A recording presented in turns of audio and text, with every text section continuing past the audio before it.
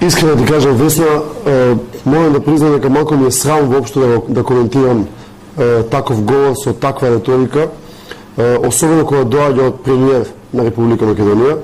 Повеќе би очекувал таков говор да има некој радикален десничар колку премиерот на оваа држава, но во секој случај мислам дека еден премиер кој што цело време се колне во својот народ, дека работи за народот, успеа во својот говор да каже дека се работи за каков таков народ, е врвно понижување за сите македонци, за сите граѓани на Република Македонија.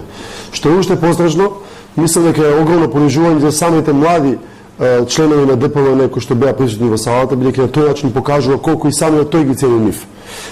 Што е најтрагично се, за жал во Македонија во последните 4 години имаме премиер кој што се обидува, за жал до некаде успешно, како никогаш претходно да го подели македонскиот народ.